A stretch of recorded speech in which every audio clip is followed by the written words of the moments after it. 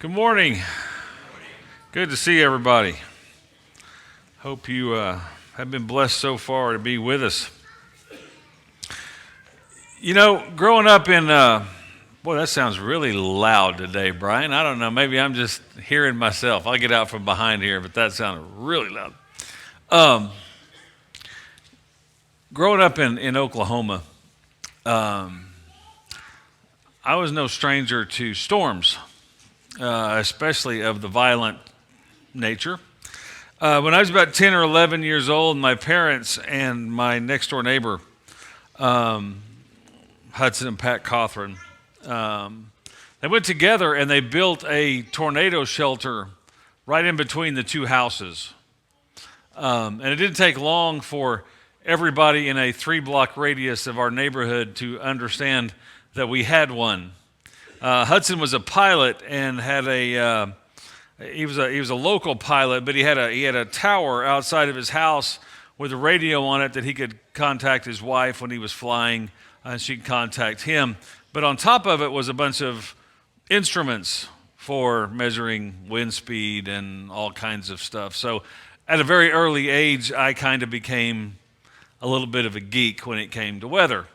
The guys in the office know, my family knows that I kind of enjoy weather.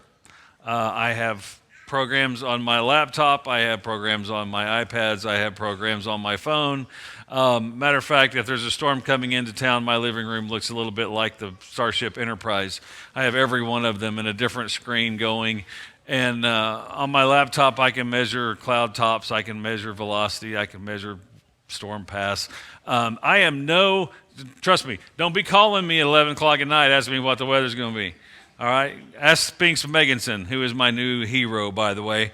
If you need weather, go to Spinks on Facebook. He's got it all together. He's on it, right?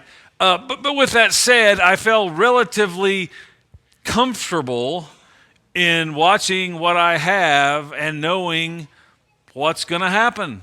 I can watch a storm, I can see the velocities, I can see the storm totals, I can look at the cloud tops, and I can go, okay, well, that one's going to do this, maybe, maybe not to the degree that a weather guy would, but I can still pretty much live in relative calm when a storm's coming. Until last Sunday night. Okay? I'm sitting in my living room last Sunday night. Dana's gone to bed, Brittany's gone to bed, the dogs have gone to bed, and it's quiet. I'm watching a movie, but I've got my laptop up, and I'm watching this line of storms come in from the west. And it looked fairly benign. I mean, it was pretty, it had a little bow in the middle, but to this point, there was no warnings, there was no anything. It looked like a typical spring thunderstorm. Moving rather quickly, and then about 11 o'clock, my entire house went nuts. Y'all do the same thing? It's like every mobile device you had that has any kind of weather alert on it went off at the exact same time. And I'm looking at my radar going, there's nothing here. And within 2 seconds, 2 tornado warnings are on my laptop, and one's headed straight for us. So I get pretty in. I was going to put that picture up, by the way, but I actually have a picture of Brittany and Dana and the dogs in the closet. And I thought better of myself and didn't share that one. You just imagine Brittany if I woke her up from bed and then made her go get in the closet, just how wonderfully happy she was. But nonetheless, the reality is I was completely caught off guard. Were y'all? I mean, really, I knew we were going to have a little bit of weather, but I didn't know it was going to be anything like what it was. And thankfully, it wasn't as bad as what it could have been. But here's the thing. Sometimes you just don't know what's going to happen. As much preparation as you take, as much technology as you have, as much you think you know, guess what? Still shows up. If you got your Bibles, go to Mark chapter 4. In Mark chapter 4, we're going to see where a group of guys, many of whom are professional fishermen, okay, are going to run into a situation much like this. In Mark chapter 4, we're going to go to the end of a day that most scholars believe begins back in Mark chapter 3, verse 20. And I kind of want to set the stage for how these guys are feeling and how they're thinking before we actually get to the storm. All right? Jesus' day starts off not in a good way. Matter of fact, verse 21 tells us of Mark chapter 3 that his brothers have come to collect him. They've heard what he's been teaching, they heard what he's been doing, and quite frankly, his brothers think he's lost his mind. And so they're going to come get him before he can get into any more trouble with the local authorities. They're going to come get him, they're going to come take him home. So just kind of package that in your back pocket. There's this ongoing family tension that exists at the beginning of this day that Jesus is going to have. And then right after that, some scribes, some Pharisees, some teachers of the law come, and they've got it in for Jesus because he's drawing big crowds and he's drawing people away from them. And so they're doing everything in their power to discredit him and discredit his credibility. As a matter of fact, what they accuse him of is being an agent of Satan. You're doing what you're doing only because Satan is allowing you to do that. In essence, cancel culture is at work. These guys are trying to cancel Jesus' credibility with the people. And then right after that, the crowds come and they push in beside him, and he wants to teach them, and he does teach them. And he spends a day in the sun teaching them parables. Matter of fact, the parable of the sower that we talked about just a few weeks ago, this same day, that's when that takes place. So by the end of the day, you can imagine the family tension at the beginning, the tension from the local scribes, the Pharisees in between, him teaching all day in the hot sun. Now we come to the end of the day, and it's that time in which they go, okay, you know what? It's time to get out of here for a bit. He's wiped out. He's tired. It's that time of day when you go home after a hard day and you sit down in your recliner and you put your feet up and you take a big, deep breath and you let out that kind of, right? It's over. And you kind of relax. If you're like me, it takes about 2 minutes in my recliner with my feet up for me to start snoring. I mean, it's just like, I'm out, right? I can see Jesus this way. It's been one of those days. Been a long day, hard day. And so he says, hey, you know what?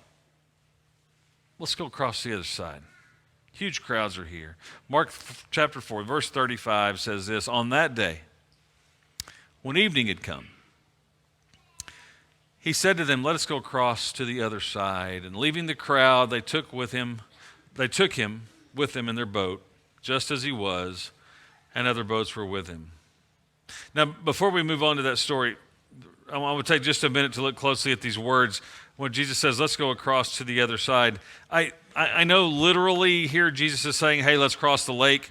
And from where Jesus is leaving and where Jesus is going, it's about a 2-hour boat ride in that day. But in one sense, his statement just kind of reminds me of, the other side of life. And we all understand that, right?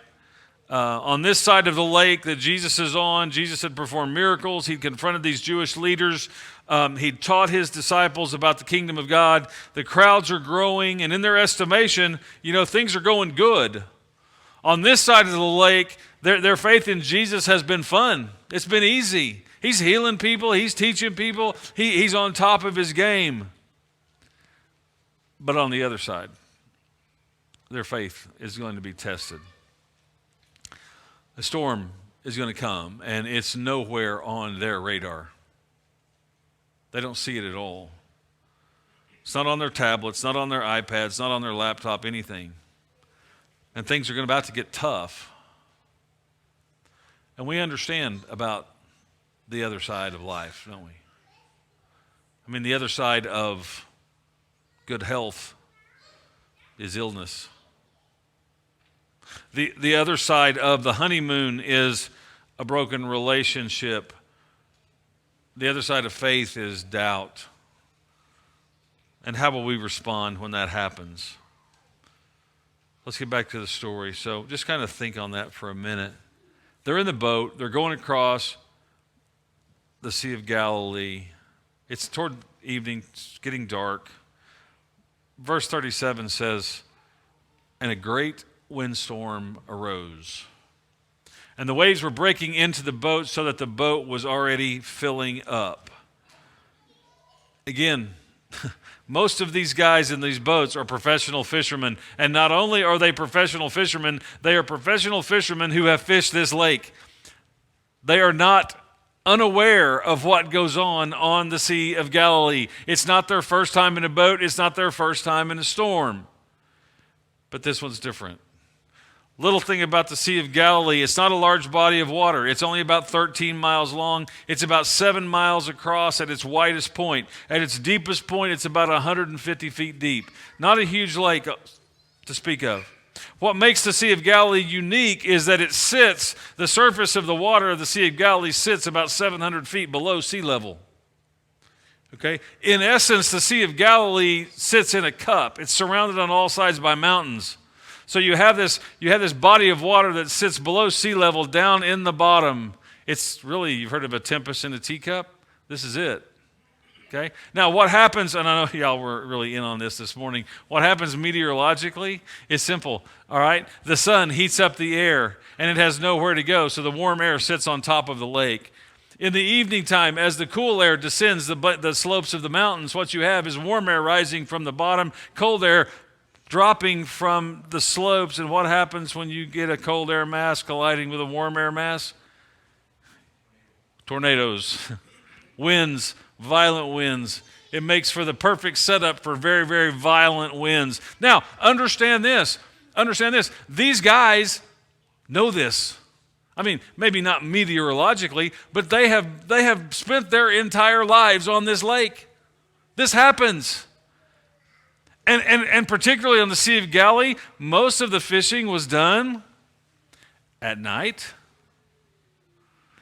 So they're used to this. I tell you all of this to say, when we come to this storm, it's not like any they've ever been in before. As a matter of fact, in Matthew's account of this storm, he says a great and threatening storm. He uses a Greek word, seismos. Okay? You understand where that word comes from. It's where we get our word seismic. Basically, what Matthew is saying is the lake was shaking. Okay? You get this picture in your mind. It's dark, it's late, they're tired, and they're in the middle of a storm, the like of which they had never seen before. And I guarantee you, every one of these guys in these boats, had they known what was out there, had they known the storm that was coming, would never have left the shore. Had they known the severity of what they were about to get into, they would have never done it. Ever made this statement? Had I known blank, I would have never blank. Right? We all have. We've all got into those situations where we say, man, if I'd have known that before, I would have never. Well, I guarantee you these guys, had they known the severity of the storm they were getting into, they never would have left shore. But you know what? That's life, isn't it? I mean, that's the life we live. One minute you're doing fine, and the next minute the bottom falls completely out. One phone call, and you find yourself right in the middle of an expected storm. One doctor's visit, and a storm appears out of nowhere. But you know, God's not trying to trick us with this. He's not trying to hide the reality of life from us. God is upfront and honest about what is going to happen in our lives, about the storms. Job said it this way, man who is born of woman, and I'm pretty sure that includes every one of us, right? Man who is born of woman, that's all of us, is few of days and full of trouble. Okay? Jesus himself would say, in this world, you will have tribulation. You will have trouble. Storms are a reality of life, and storms happen suddenly. And those storms can test and reveal the maturity of our faith. So this storm is raging. And these professional fishermen are dealing with it best they can. But look at what verse 38 says. But he, Jesus, was in the stern. I had to look that up, Daryl. That's the back of the boat, right? Yeah. You Navy guys know this stuff, most of us. Trey, you know that? Good to see Trey. Trey's heading off to San Diego? Awesome. Good to see you. You know what the stern is? Okay, I was hoping, man, you made it through training. You knew what the stern was. Okay, so Jesus is in the back of the boat, and he's asleep. Now, I tell you what, I'm not going to spend any time on it, but man, there's a great study here of the divinity and the humanity of Jesus. Jesus was plumb wore out from the day he's had, so much so that he goes in the back of the boat, finds him a pillow, and he's out. He is out. Something we don't talk about a whole lot. Yeah, Jesus, God, got wore out. And he's sleeping through this thing. So, and they go running to the back of the boat, and they wake him up and say, "Teacher, don't you care that we are perishing? Don't you care that we're dying?" Now, here's what I find interesting, too.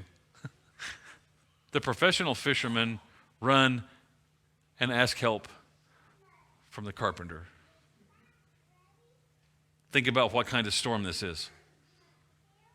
If the professional fishermen could have handled it on their own, they would have. And I guarantee you, they tried. But they go running to Jesus. Don't you care?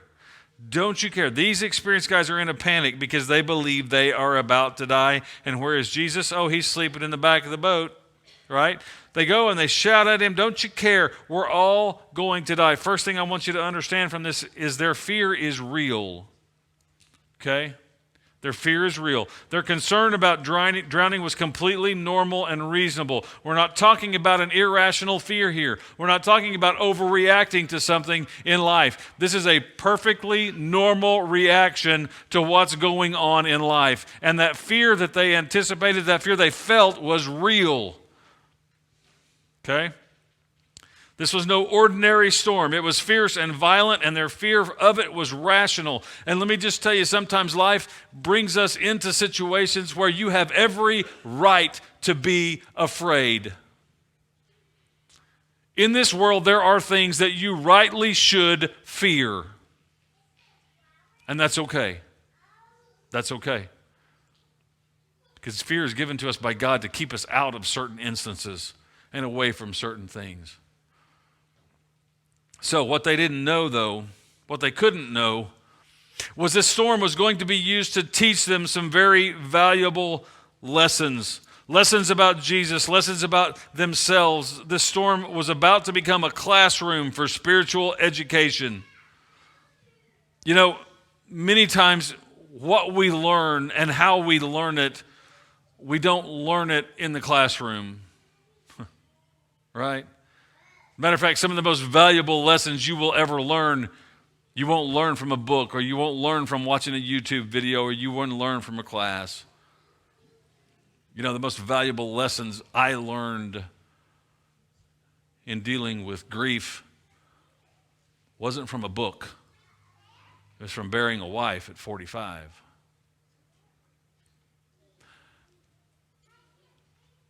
The lessons I've learned about parenting I didn't get from Dr. Spock. Most of you young people think I'm talking about Star Trek now, but I'm not. Dr. Spock was the premier child psychologist back when in our day. Now, you learn those things from trying your best to raise 6 kids. But the reality is that lesson's yet to be learned. We're still in the middle of it.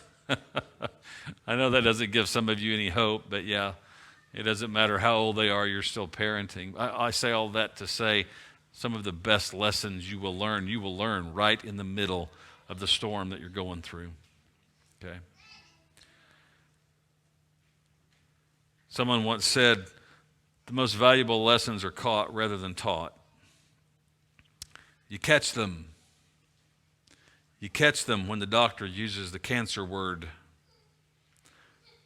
or when the doctor uses that phrase, "We've done all we can do." You catch them when your phone goes off at 3 o'clock in the morning and the caller ID on it says county jail. You catch it when you go in to see your mom or your dad and they don't recognize you anymore. You catch it when you walk into work and your boss says, "You know what, your services are no longer required here." catch it when you're cleaning up your kid's bedroom and you find illegal drugs hidden inside. You catch them when you've wrecked your mom or dad's car and you got to call and let them know. Or you're sitting on the side of the interstate with a state trooper who would like to speak to your parents. That's when you catch those lessons. And all too often, what happens when we're in the middle of those lessons, and when life just happens and things don't go the way we want them to go, we go running to the back of the boat and we grab Jesus by the shoulders and we shake him awake and we say, "Don't you care that I'm drowning here? Don't you care?"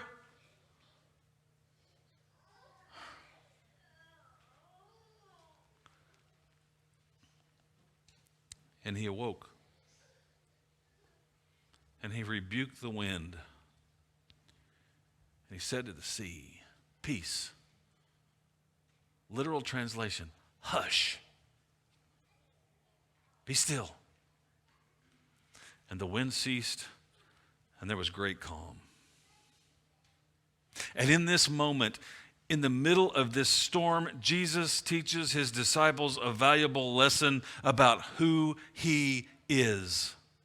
He literally demonstrates his power over creation itself, and they had never seen a demonstration of this kind of power ever. And let me be very careful about how I say this, but when you are in the middle of a storm in life, it is there that God demonstrates to you who he is, and he will do it in a powerful way if you have the eyes to see. But not only do those times teach us about who he is, they also teach about who we are. After the noise, after the wind, after the waves, after the chaos of the storm has turned to calm, Jesus turns to his disciples and he looks at them and he says, "Why are you so afraid? Have you still no faith?" You know, their fear of drowning was rational and reasonable. I don't think Jesus is critiquing or rebuking them because of that. I don't think he cares about how they reacted to the storm. I believe Jesus' rebuke is about how they reacted to him. When they go to him and say, "Don't you care?" You know, this is a temptation for us all when we're in the middle of the storms. We become afraid, and fear leads us to doubting, and we doubt God's ability in any given situation, and we doubt God's care and his concern for us. And you know, that's exactly what Satan wants you to do. If you go all the way back to the beginning and you look at the first interaction between Adam and Eve and Satan, what was Satan saying? God doesn't care about you, and God doesn't love you because God doesn't want you to be like him. It hasn't changed. And when storms come on, we will be tempted to go there as well. But it's in the middle of the storm that you'll discover where your faith really is in your relationship to God. And when that happens, in the middle of the storm, when that happens, when you truly see God for who he is, when you truly allow God to work how God works, then your faith will stretch and it will grow. Mark 4:41, the next verse says this, "And they were filled with great fear and said to one another, 'Who then is this, that even the wind and the sea obey him?'" Now they're afraid. You know, when I was in the Air Force, I worked on this little guy. This is a Peacekeeper LGM-118. It's a nuke. It's a nuclear missile. Trey, I was where you were at. I was in tech school. Just to give you a little background, I know you didn't want this lesson, but you're going to get it, okay? I was in tech school, and I was learning how to, if you see the two guys in there with the little red hats on, you're looking straight down a centrifuge of a Peacekeeper missile silo. They're about to remove the warhead, which is that top silver piece on top of the missile coming up out of the cone, okay?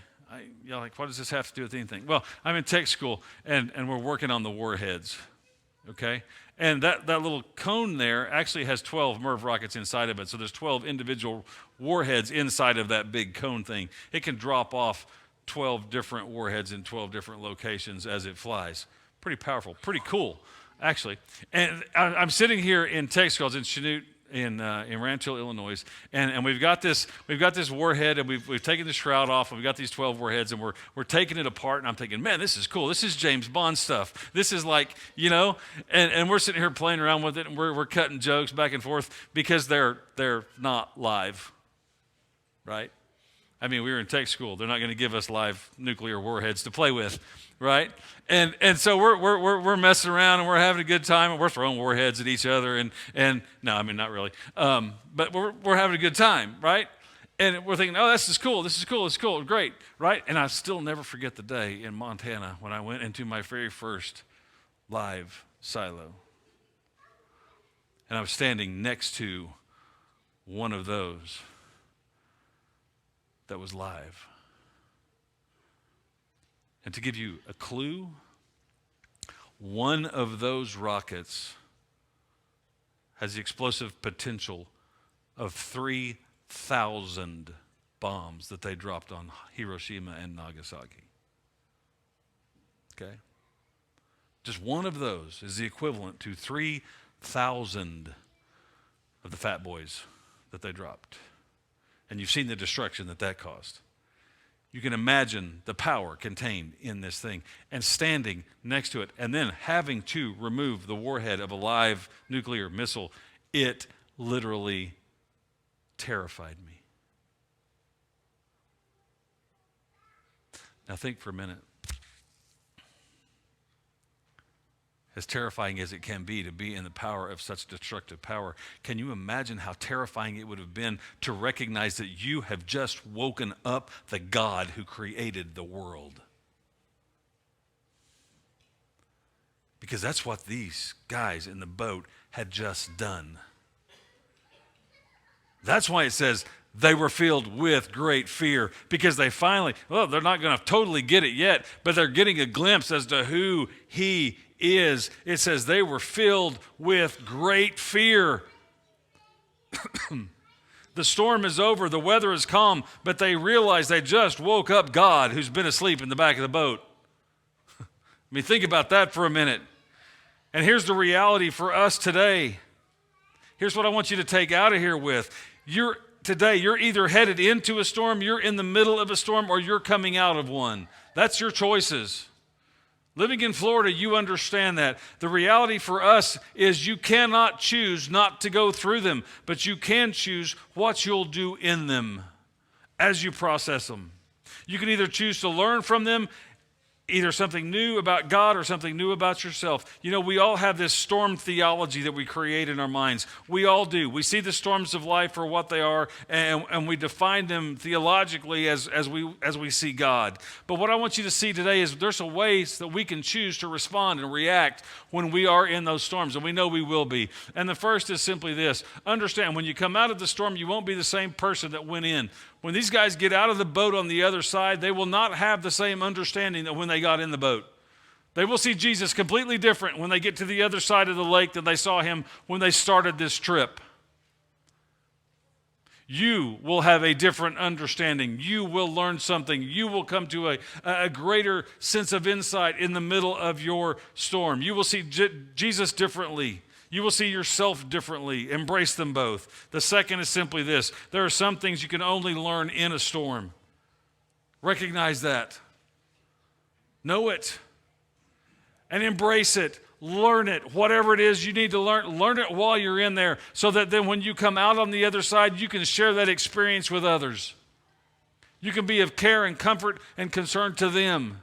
You can say, hey, I've been there. I've dealt with cancer. I've dealt with the kids. I've dealt with the county jail call. I've dealt with the unwanted pregnancy. I've dealt with the broken relationship. I've dealt with that. Here's what I learned. Let me help you. There's a positive aspect to this. The last is simply this. Not all storms come to disrupt your life. Some come to clear a path. You know, I find it interesting. Sometimes the bluest sky you see is on the tail end of a storm. After the wind has had a chance and the rain's had a chance to blow all of the stuff out of the air. And you come to the other side, you see clearly. And sometimes you see things that you couldn't see before. Let God illuminate it. Many times it's only after the storm has passed that you can see clearly what was in front of your face the whole time. Whatever storm you're about to go through, that you're in the middle of or coming out of, there is one in the boat who is with you, who has the power to sustain you through it. But you need to understand, as he did here, he may let the storm rage around you. Just know you're not alone in it. And although he's asleep in the back of the boat, it doesn't mean he doesn't care. He's there with you. Know that he cares about you more than anything, and he's proved it. He proved it by quieting the strongest and deadliest storm your life has ever seen. It's the storm of sin.